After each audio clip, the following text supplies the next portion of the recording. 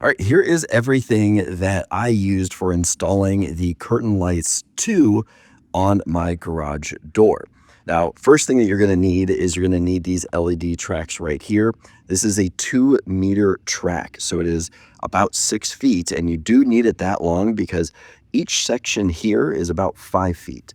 So initially, I had ordered ones of these that were just 3 feet, but to put those up was just going to be really difficult to have a break in the middle. So I highly recommend investing in getting these 6-footers because you are going to need it to make it a lot easier. Now, I did have to cut off the end of each one of them. So I did cut them to length. You will use a hacksaw to cut those off. So do keep that in mind. With mine, I did paint mine because I am in an HOA community and I didn't want them to stand out on my garage. That is a dark brown. So I did run to Depot. This is what they recommended that I get. So I just picked up a can of this, just a standard dark brown, and spray painted just 2 sides of what I needed here to get those up. We need double-sided sticky tape that is going to go into the track that is going to hold the curtains in place. And then we have got our command strips. So these are ones that I typically use for other things. Do not use these. These do not hold up enough because of how heavy everything is going to be. I recommend getting these guys right here. These guys are going to just fold on top of each other and kind of like just plastic on plastic Velcro, stop into place. And this is what I use. You're going to use 3 of these per section. So 1 on each end, 1 in the middle. I tried to get away with just using 1 on each end, and that end or that section kept falling down. So I went back, I put 3 on it, and it was much better. Now, obviously, I'll have links for everything in the description so you guys can check it all out. But let me show you now how I hooked up to the door and then also how I got the power cables strung up in the garage. Okay, setting up the curtain lights here was really confusing me because each end terminates. So there's nothing here. I just assumed all the lights would just kind of plug into here and you'd stem them off of each other. But to show you how to do this, each set is going to have a box like this. One is going to go to the previous. The other one's going to have the string lights, but then this one has just enough length to loop all the way here, where to go, to the end, and that is what is going to plug into the next box.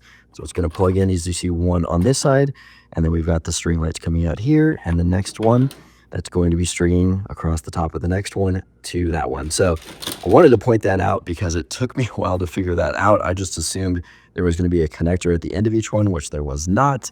But, once I figured that out, I guess it made sense. All right, now is when I take the double-sided sticky tape and line these tracks with it.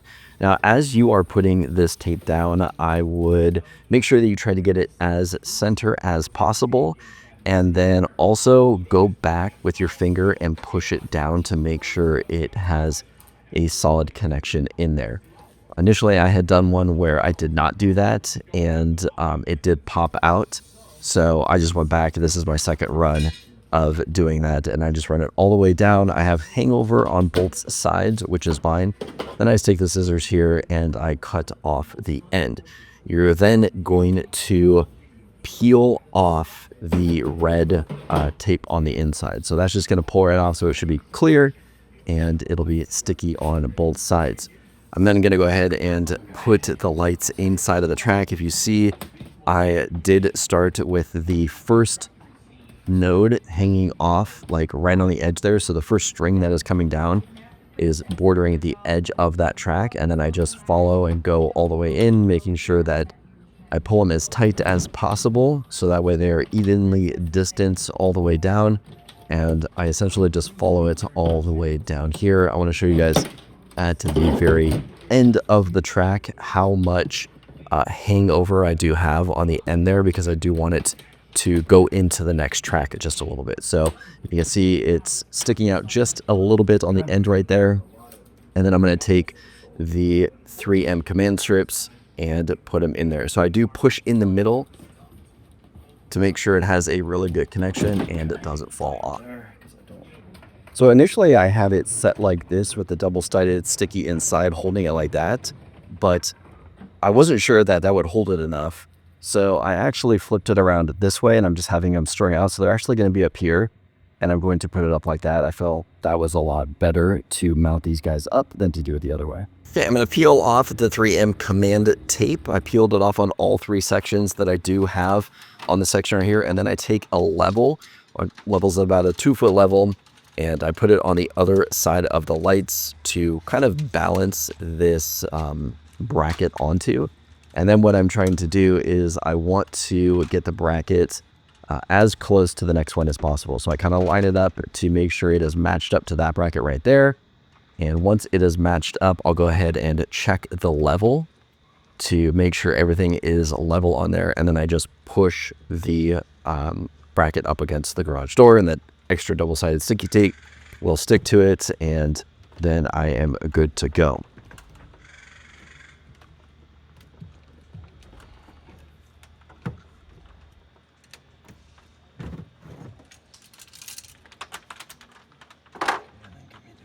Next thing that I'm going to do here is I have got double-sided sticky tape on the actual battery, on the actual power supply right here. So that is going to get put onto the door. I wish this was black and not white so it doesn't stick out like it does, but they seem to be sticking fine. I haven't had any problems with just having one tape onto that right there. The next thing that I'm going to do is I'm going to come down. I'm going to grab the extra from the previous one, unstring that, and then I'm going to bring that over to the next connector and get that thing connected up. You notice that there is a lot of extra room, which I thought was kind of interesting. So I do have that dip coming down with that white cable coming across, but I'm just going to go ahead and tape that up and over the garage so that way nobody sees it. Now, as far as getting these all lined up, I went through each one and I just untangled them. So if they were flopped over or anything like that, I just straightened them all out just to give it a better look. And I just went through the whole line and did that. All right, now let me show you how I did the inside of the garage with all of the cabling here. So I just took the extra and just took some duct tape and taped a little bit back here. I just essentially wanted it behind the door. So the excess that was being pulled over, let's take a look on the other side of the garage right here. I just went up and through, taped the other ends on the inside. Take a look on here, just up and over on both sides there. And then just use some duct tape right there to get those kind of up and out of the way so when the garage door is closed, you can't see it. Now, this was a little trickier as far as getting the extra mounted up high without getting it stuck in my tracks, because when I initially tried it, I had it taped, the initial tape back there, and it kept getting stuck in the track every time it would open and close. So I did find that by taping it out here, if you can see, the tape is past where the door is. Let's back out a little bit. So maybe that's a good angle right there. The tape right here is past where the track is. That helped it a lot to stay away from the track. But that is how we got it up. Let me go ahead and grab the remote here. We'll close the door and open it, and I'll show you guys what it looks like. So there it is closed. You can see I don't have much slack in it. Let's open it up. I do have it taped up there, all taped along there. But now you can see it's pulled back and it's pulling off to the side and staying away from the track. There is just enough slack in it to have it right there. And then when I close it up again,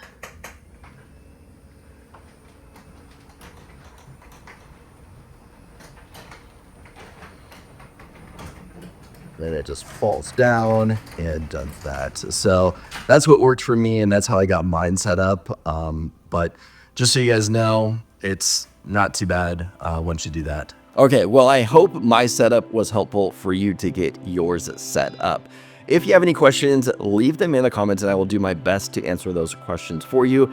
If you guys enjoyed this video, give it a thumbs up and let me know that you liked it. I've got my main channel that you guys can go check out. Just Steve Does. I'll leave a link in the description for that one. That's where I do more reviews. This channel here is more for just kind of setups and how-tos and simple videos like this, but hopefully helpful stuff to you. Anyway, give this video a thumbs up. Let me know that you liked it. As always, don't forget to subscribe for more content like this, and I'll see you guys in the next video.